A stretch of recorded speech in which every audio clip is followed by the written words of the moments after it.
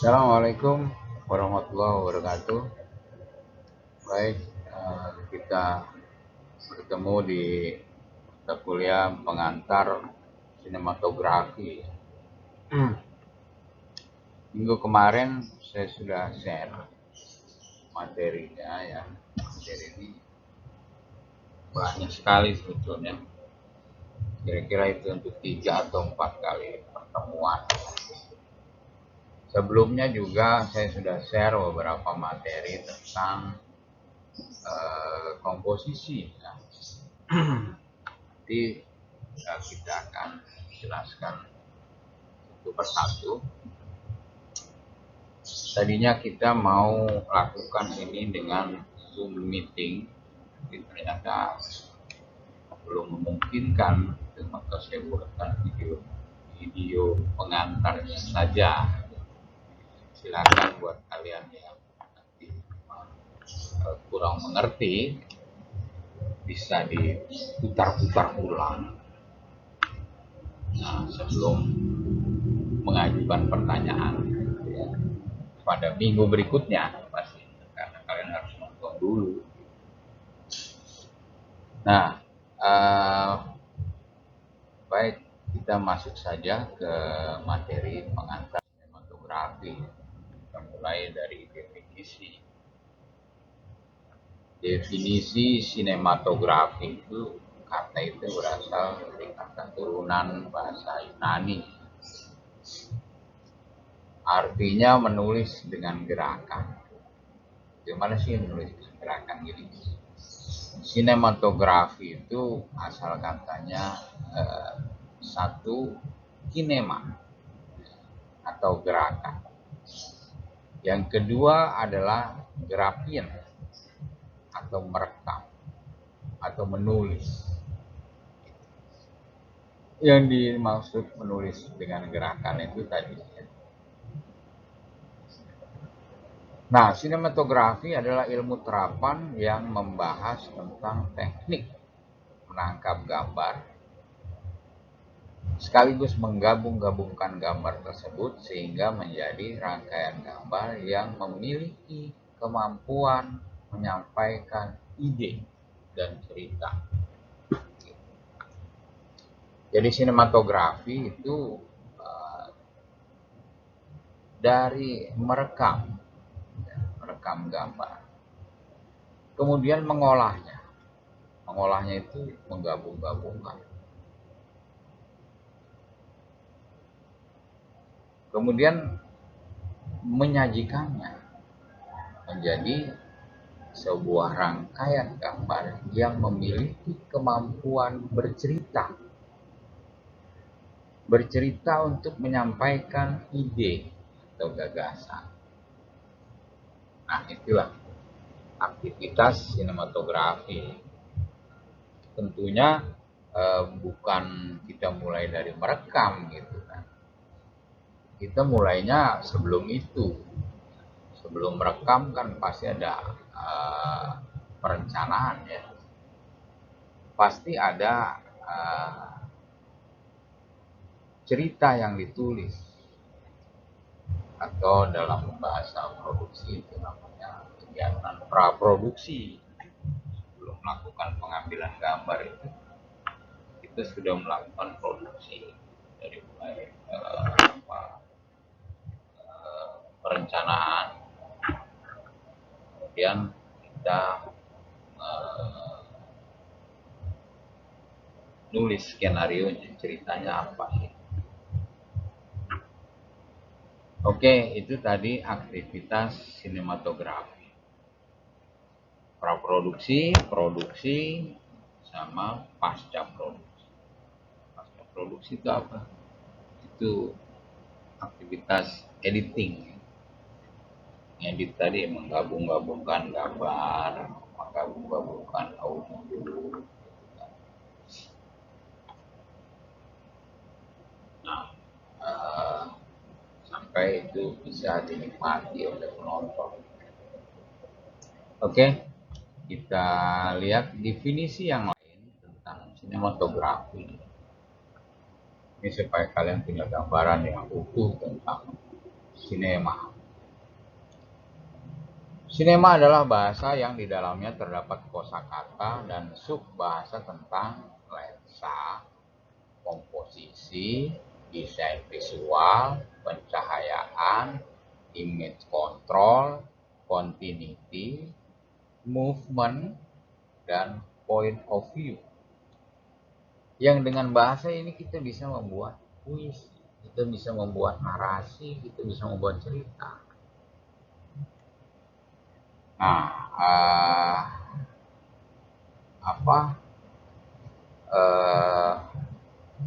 faktor-faktor atau poin-poin yang ada dalam sinematografi itu tadi.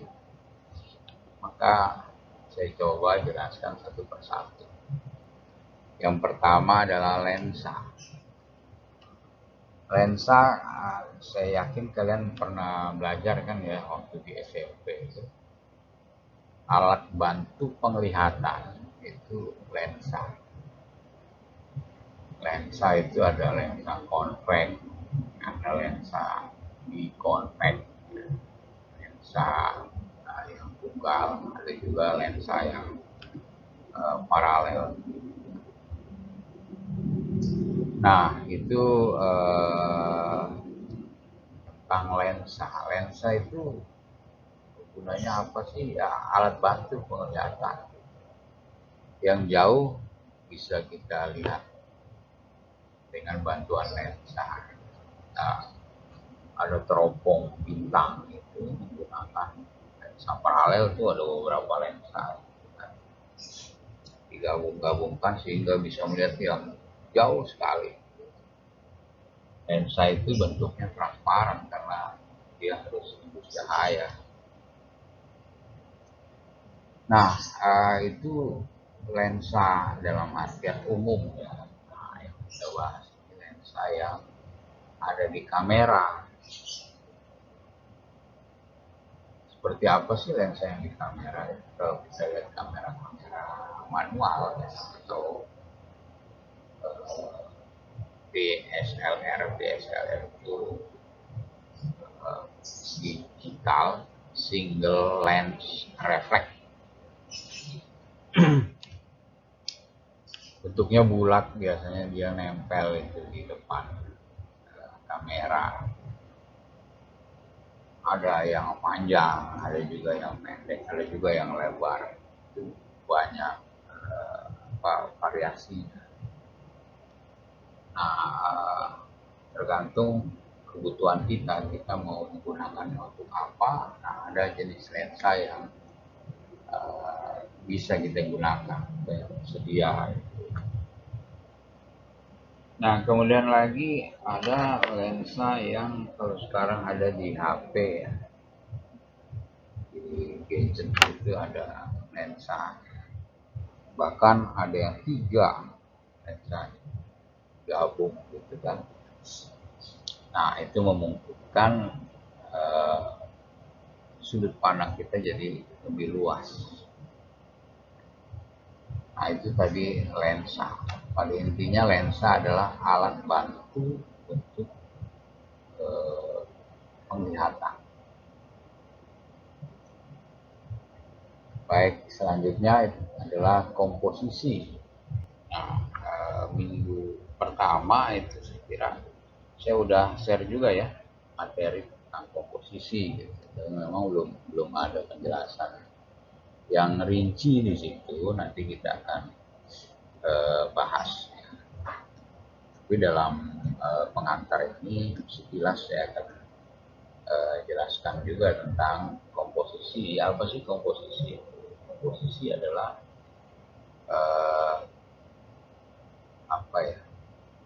bagaimana kita menampilkan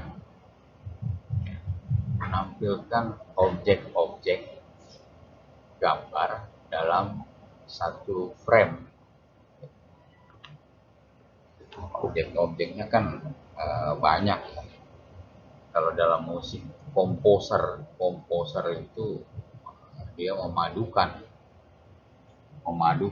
beberapa alat musik, nah, sehingga jadi harmonis, suaranya, bunyinya. Begitu juga di sini komposisi itu terdiri dari banyak objek.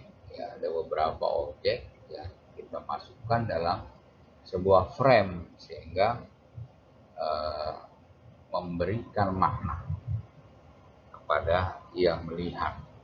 Nah, itu artian secara umum komposisi. Komposisi juga menyangkut ukuran gambar atau shot size. Ukuran gambar atau shot size itu ada long shot, gambar yang objeknya itu jauh, ya. Objeknya jauh. Nah, selain kita mau merekam objek, kita ingin memberikan suasana kepada penonton. Bagaimana sih suasana di sekitar objek? Umpamanya objek kita ini ada tokoh kita ambil jauh. Dia lagi ngejar copet, ngejar copet. Itu long shot. Long shot di situ kelihatan bahwa suasananya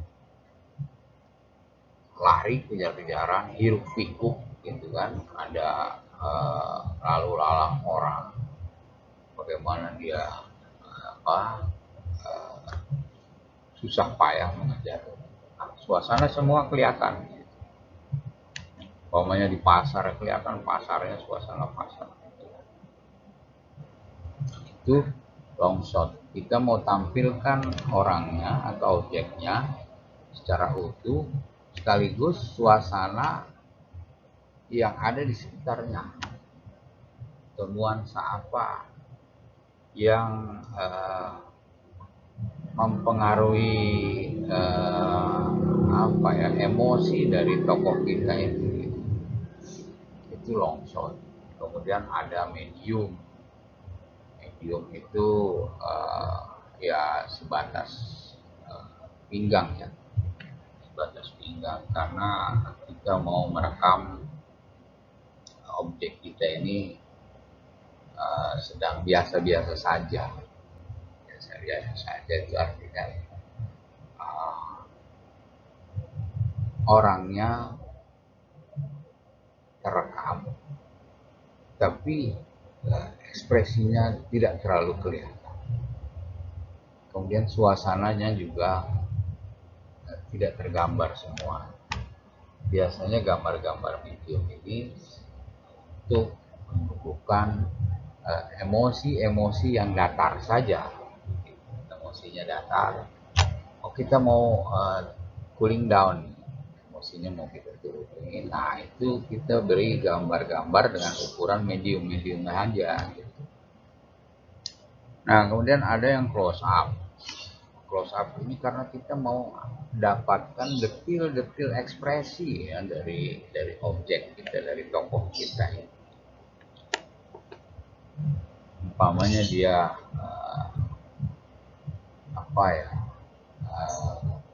kaget,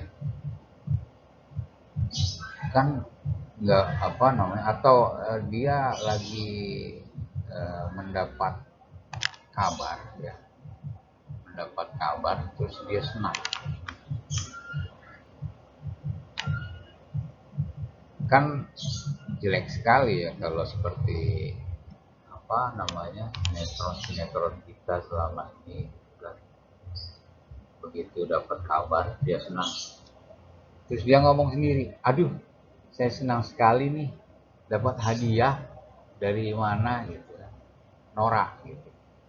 Nah, makanya bagaimana ekspresi ini bisa menjelaskan suasana hatinya. Ada ketidaksukaan atau ada keceriaan, matanya berbinar. Nah, itu akan penonton melihat mata yang berbinar ceria, senyum yang mengapa, itu pertanda bahwa dia senang. Gak usah lagi diucapkan, aduh saya lagi senang nih, kan nggak enak gitu. Itu nggak ada di film-film luar, film Hollywood nggak ada gitu kayak begitu. Cuma di sinetron kita aja, kita ada norak gitu kan. Oke, itu tadi soal komposisi. Kemudian yang berikutnya adalah desain visual. Nah, kalau kita bicara sinema, bicara film, mau tidak mau kita bicara visual, kita bicara gambar. Nggak ada yang lain. Kita nggak ingin menampilkan teks, tulisan, enggak. Bukan juga kita mau menampilkan suara aja kayak tadi, gambarnya hitam. Oh, saya lagi kesel deh sama dia, nggak ada gambar. Bukan itu. Bicara film, bicara sinema, itu ya bicara visual, mau tidak mau. Bahkan visual itu bisa menggantikan audio tanpa suara, tanpa apa-apa gitu. Gambar saja kalau dia berjalan ataupun apa namanya objek itu umpamanya karakter tokoh A, si A ini sedang marah, walaupun nggak ada suaranya, kita bisa tahu kalau si tokoh kita ini sedang marah. Itu bahasa gambar. Gitu. Jangan kalau kita bicara film, bicara sinema, kita apa namanya mengecilkan peran dari visual. Nggak bisa. Justru fokus kita itu bagaimana kita mendapatkan gambar atau menghasilkan gambar, kemudian menyajikan gambar yang bisa bercerita. Nah, itu kan. Nah, maka visualnya itu harus didesain, harus direncanakan. Ya. Jadi komposisi ini nanti kita mau gabung dengan gambar berikutnya, kemudian dengan gambar berikutnya, dengan adegan berikutnya lagi. Nanti ada flashback, nanti ada lagi montas. Nah, itu semua kita bicara visual. Gitu. Nah, visual ini harus didesain, harus direncanakan, harus punya kerangka. Nah, itu desain visual ya.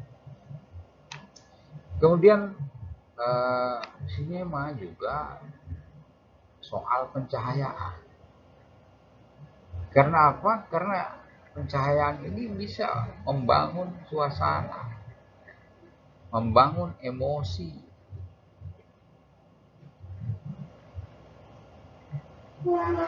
Nah, kalau apa namanya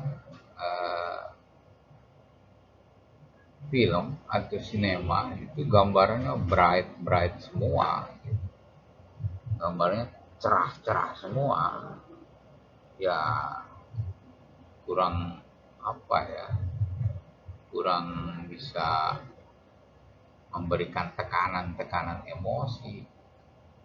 Nah, pencahayaan ini bisa mempengaruhi penonton, bisa menciptakan suasana hati ya yang menonton soal pencahayaan. Jadi pencahayaan itu bukan sekedar terang, semuanya terang, bukan. Pencahayaan juga dimaksudkan untuk mendukung emosi, mendukung adegan. Nah, yang berikutnya image control. Image control ini, image itu kan gambar ya, bagaimana mengontrol gambar itu ya. Tadi cahayanya seberapa sih, kita bisa atur. Kemudian kita bisa kasih efek. Nah, efek-efek itu juga termasuk image control. Kemudian lagi image control ini soal-soal pergerakan gambar. Pergerakan gambar. Di satu sisi kalau kita ingin mendapatkan detail atau ya detail ya, umpamanya orang loncat dari satu tebing ke bawah. Nah, itu dibuat slow motion, gerakan lambat. Bagaimana di udara dia setelah loncat di udara, apa sih yang dilakukan, gerakannya bagaimana sih. Nah, pada slow motion itu kelihatan, itu bisa memberikan apa namanya detail gerakan atau memberikan apa tekanan tekanan emosi pada penonton. Nah, itu tentang image control. Yang berikutnya tentang continuity. Continuity itu tentang keberlanjutan. Continuity bisa jadi continuity artistik umpamanya dalam satu cerita itu kan nggak dibuat dalam satu waktu ya. Apalagi kalau film panjang, film sekitar 1,5 jam, itu bisa jadi dibuat paling cepat 2 minggu itu pengambilan gambarnya gitu. Karena ada, kalau 1,5 jam itu lebih dari 100 adegan itu. Nah, continuity ini yang tadi saya bilang continuity artistik umpamanya, yang paling gampang soal kostum aja. Kostum ini kan nggak satu hari selesai ya kan. Dalam adegan ini di satu hari ini satu adegan nggak selesai. Maka ketika bersambung ke hari shooting day, ke hari pengambilan gambar berikutnya, nah, kita harus ingat gitu. Ini satu hari yang sama dalam cerita atau bukan? Kalau satu hari yang sama dan siang, umpamanya siang, bajunya masih yang itu, walaupun kita pengambilan gambarnya itu 2 hari atau 3 hari kemarin lewat. Nah, itu soal continuity, keberlanjutan. Itu tadi keberlanjutan dari properti ya. Keberlanjutan yang lain itu banyak. Keberlanjutan cerita juga ada. Keberlanjutan gambar juga ada. Bagaimana nih gambar malam nih? Ketika kita ambil di hari yang lain, malam apa siang nih? Atau ini gambar siang, ini ceritanya siang gitu. Tapi kita udah nggak punya waktu. Bagaimana malam ini kita bisa ambil adegan itu? Nah, akhirnya kita buat menjadi siang. Itu istilah ininya night for day. Kita ambilnya malam, tapi untuk cerita siang. Night for day artinya bagaimana malam yang gelap itu kita berikan pencahayaan yang lebih banyak supaya kelihatannya siang. Itu sering terjadi di produksi-produksi yang kejar tayang. Sinetron kita banyak ya begitu. Night 4D. Ada yang bagus, ada juga yang berantakan. Itu soal continuity. Ada lagi soal movement pergerakan. Pertama, pergerakan pengambilan gambar. Bagaimana kita merencanakan pengambilan gambar dari adegan adegan 1 ini lokasinya sama dengan adegan 18 umpamanya. Terus lagi lokasinya sama juga dengan adegan 22, dengan adegan 73. Nah, 4 adegan itu pada saat syuting kita lakukan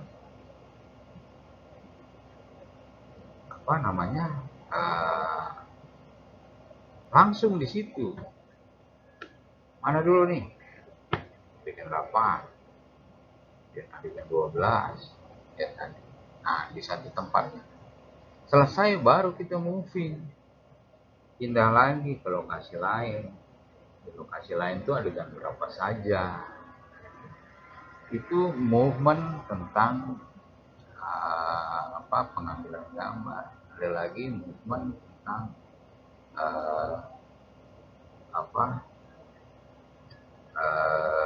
movement kamera, pergerakan kamera. Bagaimana kamera itu handheld, artinya dipegang oleh tangan, dia nggak pakai tripod. Namanya kita mau merekam adegan kejar-kejaran supaya gambarnya dinamis bergerak, dipegang aja pakai tangan, kameramennya ikut laku. Efek gambarnya seperti pandangan orang yang sedang lari kan. Nah, itu soal movement. Ada movement yang lain juga gitu, pergerakan. Intinya pergerakan. Banyak pergerakan dalam film. Nah, yang berikutnya adalah point of view. Point of view ini sudut pandang, mewakili pandangan. Mewakili pandangan siapa? Cerita kita ini point of view-nya dari mana? Dari tokoh mana? Nah, kalau kita ada yang pernah nonton film Titanic lah. Titanic itu kan sebetulnya yang bercerita itu yang orang tua itu, perempuan tua, nenek-nenek itu dia bercerita tentang pengalaman dia dulu di atas kapal Titanic. Jadi point of view-nya dari sisi dia. Nah, itu maksudnya menurut pandangan dia.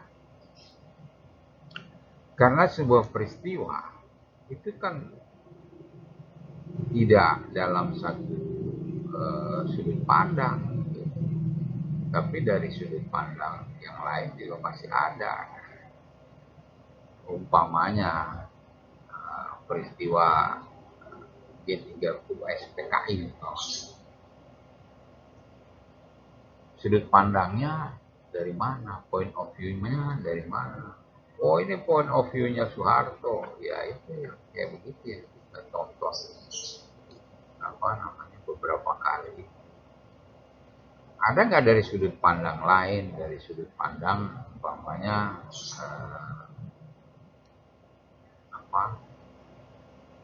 tokoh-tokoh PKI?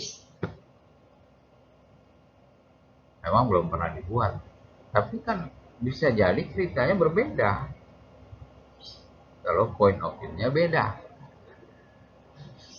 Jadi satu peristiwa itu point of view-nya bisa beda-beda. Nah, definisi ini sinematografi juga bicara tentang point of view. Nah, dengan bahasa itu, bahasa tadi ya, dari mulai lensa, komposisi, desain visual, pencahayaan, kontrol, continuity, movement, dan point of view, nah, kita bisa membuat puisi atau membuat cerita. Gitu. Itu soal definisi. Berikutnya lagi definisi yang lain, seni dalam membuat visual movement. untuk tujuan spesifik seperti untuk memberikan informasi atau menghibur. Kenapa dibilang seni? Karena apa? Kita punya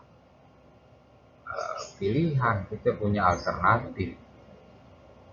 Kalau kita tidak punya pilihan, ya itu bukan seni. Ya satu, ya itu aja udah. Contoh gini, cerita Romeo dan Juliet. Ceritanya kan itu aja. Ceritanya cuma ini. Ada laki-laki yang namanya Romeo, ada perempuan Juliet, menjalin kisah cinta dengan tengah ketidaksetujuan dari pihak keluarga. Ceritanya kan itu aja, tapi beda penulis, beda sutradara, itu pasti rasanya beda. Nah, itulah seni. Seni bisa memberikan variasi, variasi rasa. Nah, tujuannya tentunya untuk menghibur ya, atau memberikan informasi. Sebagian besar karya sinematografi adalah produk media massa. Kenapa sebagian besar? Karena ada sebagian kecil ya, sinematografi atau sinema itu dibuat tidak untuk konsumsi massa, tapi private, film-film yang private yang untuk dinikmati kalangan sendiri. Gitu.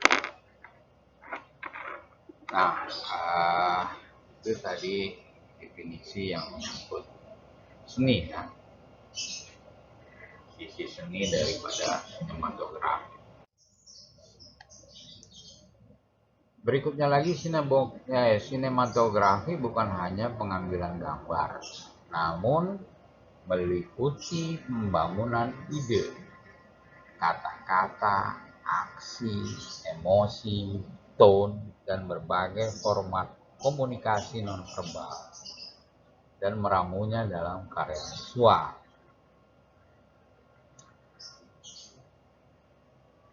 Jadi bukan cuman merekam gambar, tapi bagaimana membangun ide-ide, membangun gagasan. Bangun gagasan itu umpamanya gini.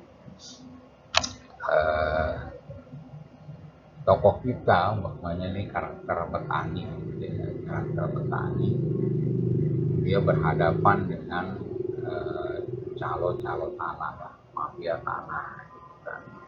Kemudian dia bertemu lagi dengan tengkulak.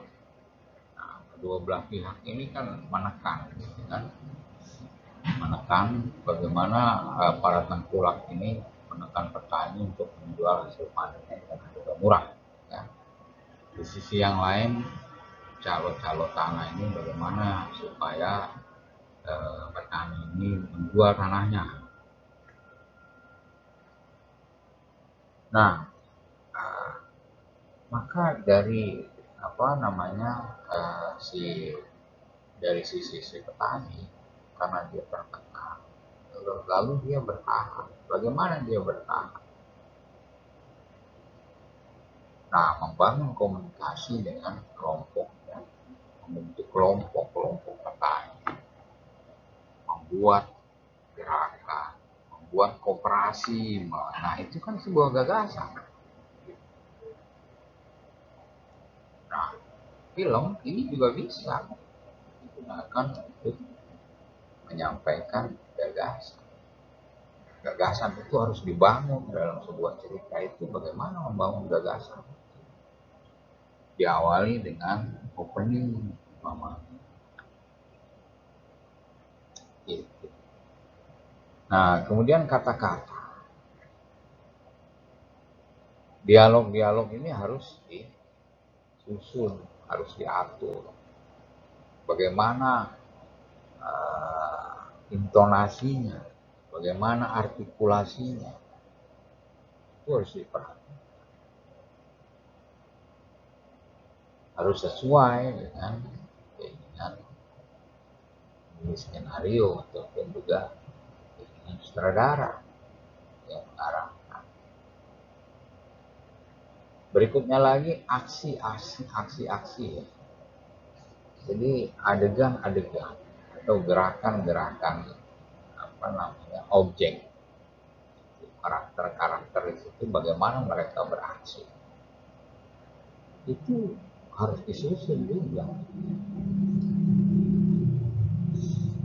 Berikutnya lagi emosi, bagaimana emosi ini diciptakan pada awal film. Begitu kita mulai nonton openingnya,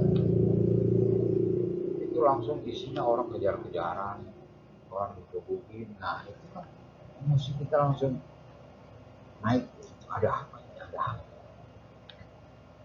Nanti habis itu turun. Kadang-kadang kita dikasih hiburan, kadang-kadang kita dikasih komedi untuk menurunkan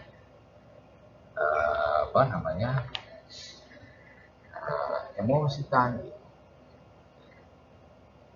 Nah, dalam sebuah cerita yang emosi itu ada dua.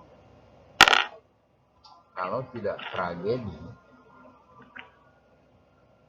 adalah komedi. Dua hal itu, tragedi dan komedi. Nah, itu daya tarik sebuah cerita. Cerita atau film tanpa tragedi nonsen. Apa menariknya? Nah, komedi begitu juga. Komedi ini menarik karena komedi ini biasanya sifatnya tidak biasa ya. Selain tidak biasa, dia juga melanggar aturan-aturan logika. Lucu itu kan karena melanggar logika. Itu daya tarik dari sebuah cerita adalah tragedi dan komedi. Tanpa dua hal itu, wah, hambar-hambar saja. Gitu. Yang berikutnya lagi adalah tone. Tone ini tekanan. Bagaimana di satu sequence, di satu bagian film itu menghadirkan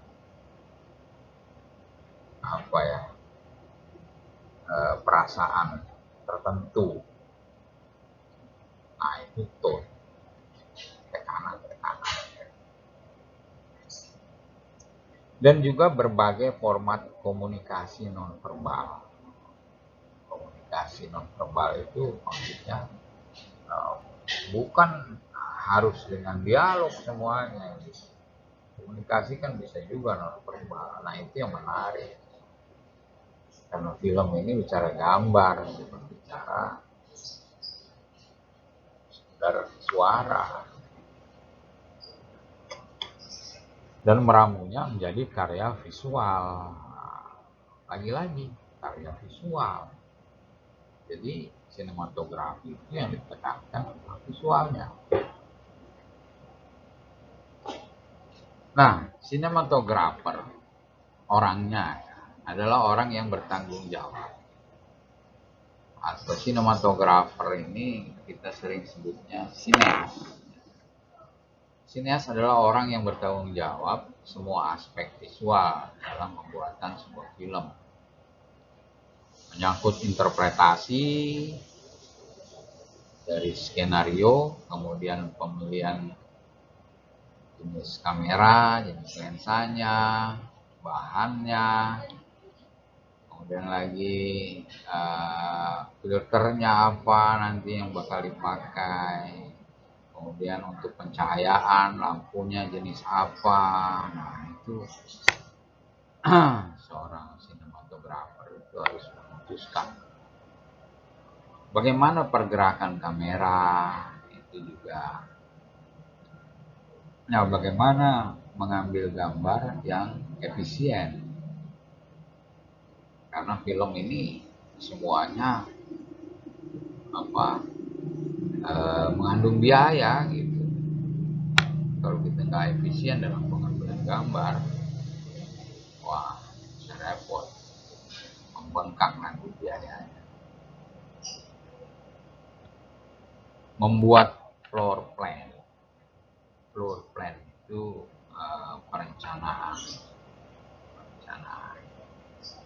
perencanaan kerja. Bagaimana nih? Awalnya apa dulu? Awalnya kita mau master dulu. Master itu kita mau gambar yang luas. Ada pergerakan di sana. Atau pakai drone atau pakai Jimmy Jeep. Nah, itu harus kita buatkan floor plan-nya.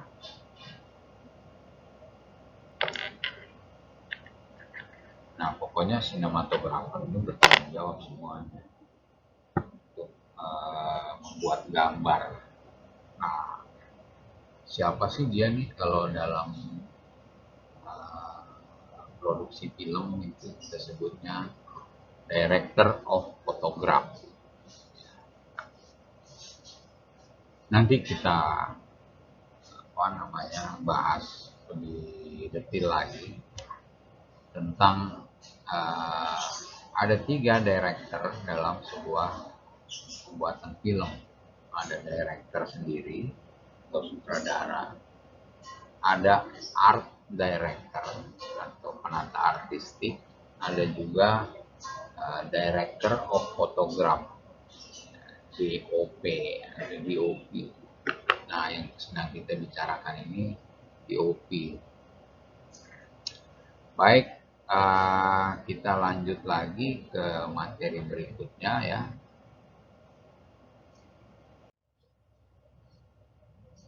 Boundaries of cinematography atau batasan. Sinema melakukan lebih dari sekedar mewakili komunitas. Gagasan tentang komunitas kadang-kadang ditandai dalam kisah sinema nasional. Terutama ketika gagasan Benedict Anderson ini tentang bagaimana dia punya gagasan tentang sebuah bangsa. Nah, penjelasannya begini.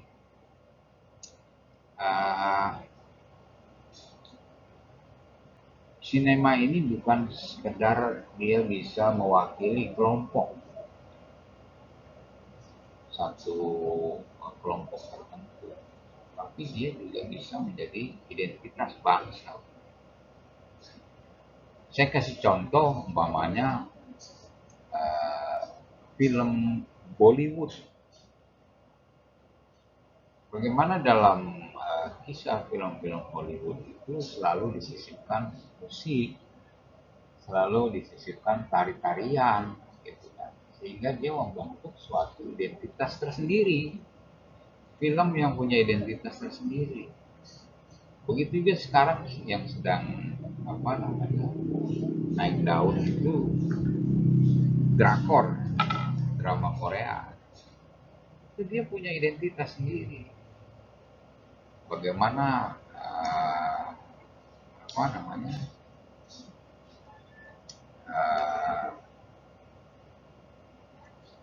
budaya-budaya Korea itu disisipkan di sana. Bahkan kalaupun itu rentang waktunya jauh, kita bisa saksikan film-film Korea yang pada masa sebelum Perang Dunia Kedua, ketika melakukan perlawanan terhadap Cina atau terhadap Jepang, itu kan masih tradisional, tapi tetap saja berasa gitu identitasnya kalau di Korea. Ada hal tertentu yang menjadi identitas bahwa ini adalah film Korea. Ya, jadi yang dimaksud Benedict Anderson ini adalah film itu bisa mewakili sebuah bangsa, menjadi identitas dari sebuah bangsa. Nah, itu.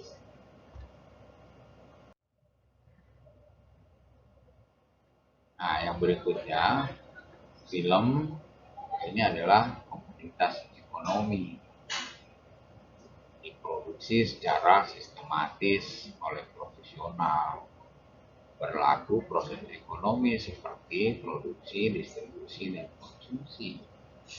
Maksudnya, film adalah produk dari karya kolektif. Ya. Karya kolektif ini ada banyak orang yang terlibat di sana. Tidak bisa film dibuat sendiri. Paling tidak harus ada kerjasama dengan beberapa pihak. Ada beberapa departemen di sana. Artinya apa? Semuanya itu adalah sumber daya. Sumber daya yang ada nilainya. Nah, kalau kita bicara ekonomi, ya ada nilai ekonomisnya. Bagaimana pemain-pemain harus dibayar, bagaimana properti harus disewa, bagaimana semua yang terlibat di sana tidak kelaparan. Semuanya ini kan berakibat pada biaya. Jadi film adalah komoditas ekonomis. Nah, dengan film bisa juga kita mengambil keuntungan. Coba kita lihat beberapa film-film Hollywood ya. Atau bukan Hollywood, yang saya maksud Hollywood ini bagaimana kita nanti akan tercengang gitu mengetahui berapa sih biayanya dalam pembuatan satu film. Kemudian berapa sih pendapatan mereka dalam satu film. Kadang-kadang kan kita dengar berita ya, film ini mencetak rekor. Pada hari keberapa itu mencapai pendapatannya berapa juta dolar, berapa ratus dolar. Nah, film adalah komoditas ekonomi. Selain dia membutuhkan sumber daya ekonomi, dia juga bisa menghasilkan profit, keuntungan secara ekonomis. Gitu. Kemudian film juga adalah komoditas kultural. Nah, sebuah ideologi di situ bisa ditanamkan. Kalau kita lihat film-film Amerika, film-film Hollywood, apapun ceritanya, yang menang itu Amerika. Maka Amerika, orang-orang Amerika tertanam dalam pikirannya, bawah sadarnya, mereka adalah bangsa pemenang. Walaupun cerita tentang perang Vietnam, yang jelas-jelas dia kalah, gitu kan, terusir. Tapi ceritanya tetap dia yang menang. Bagaimana Rambo? Jelas-jelas Amerika kalah. Tapi diciptakanlah tokoh Rambo. Sehingga bisa terkesan bahwa yang menang Amerika. Nanti kita akan lihat juga filmnya bagaimana Amerika menghadapi Taliban dan mereka jadi pemenang gitu, walaupun kenyataannya kalah dari Taliban di Afghanistan. Nah, itulah komunitas kultural sebuah film. Atau tadi Bollywood atau Korea, ada identitas budaya di sana. Nah, saya kira itu ya penjelasan saya. Apakah ada lagi? Sebentar.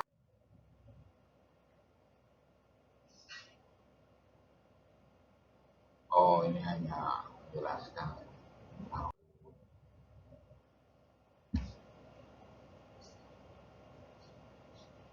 Nah, sekali lagi mengingatkan bahwa tugas utama pembuatan film adalah membangun dunia visual. Jadi kalau kita mau menampilkan karakter ini orang yang baik hati, tidak bisa dia begitu tampil terus dia ngomong sendiri, oh saya orang baik, saya pernah menolong orang. Nggak bisa. Harus digambarkan bagaimana kebaikannya itu, sebaik apa. Oh dia menolong orang, cukup sekali untuk menggambarkan karakter kita ini orang yang baik. Tidak cukup, karena perlu berkali-kali untuk menjelaskan kepada penonton bahwa karakter dia ini menolong, baik, suka menolong. Dunia visual merupakan hal penting yang mempengaruhi penerimaan penonton tentang cerita, karakter, motivasi dari karakter tadi sudah kelihatan. Kemudian motivasi. Nah, eh, apa namanya? Eh, adegan-adegan yang dilakukan oleh tokoh kita ini harus punya motif, harus punya maksud. Jadi nanti ada benang merah, kenapa dia melakukan ini? Flashback. Oh, karena waktu kecilnya dia sering dibully atau disiksa, sehingga terjadi trauma, sehingga jelaskan bahwa oh wajar dia melakukan itu. Nah, semuanya harus penuh motif. Itu bisa dibangun dari skenario nya. Nah, semua detail film mempunyai maksud untuk membangun dunia visual. Ya, seperti tadi ya. Harus ada maksud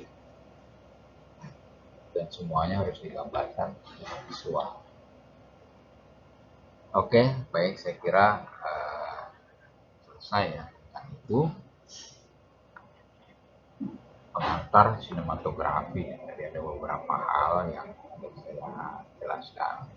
Di kesempatan berikutnya kita akan membahas lebih detail tentang uh, karakter, kemudian tentang komposisi. Nanti kita bahas lebih detail lagi. Nah, materi minggu depan itu masih materi yang kemarin saya sampaikan. Kita lanjutkan lagi sampai 3 kali pertemuan lah kira-kira ya. Oke, baik. Terima kasih atas perhatian dari teman mahasiswa semua. Kalau ada pertanyaan silakan chat di grup ya, nanti minggu depan akan saya jawab. Baik, billahi taufik wal hidayah, waridho walinayah. Assalamualaikum warahmatullahi wabarakatuh.